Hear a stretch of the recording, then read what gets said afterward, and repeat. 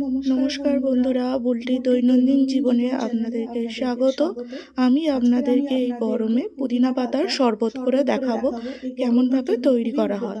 প্রথমে আমাদের উপকরণ হিসাবে লাগছে জল, তো লাগবেই। এছাড়া পুদিনা পাতার পেস্ট, যেটা আমি প্রথম থেকেই করে রেখেছিলাম চিনি দিয়ে।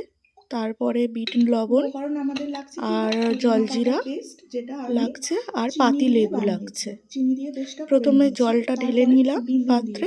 তারপরে 1 গ্লাস জলের জন্য আমরা 3 চামচ মতো পুদিনা পাতার পেস্টটা দেব, যেটা আগে আমি চিনি দিয়েই পেস্ট করে রেখেছিলাম। 3 চামচের মতো 1 গ্লাস জলে আমি পুদিনা পাতার পেস্টটা দেব, যেটা চিনি আগে থেকে দেওয়া ছিল। তারপরে বিট লবণ স্বাদ মতো দেব। তারপরে আমি বিট লবণ দেব।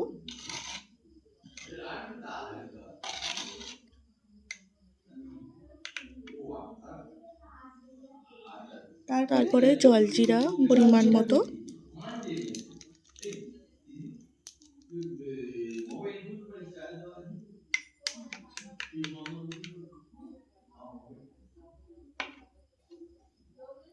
তারপরে পাতিলেবুর রসটা একটু দিয়ে দেব।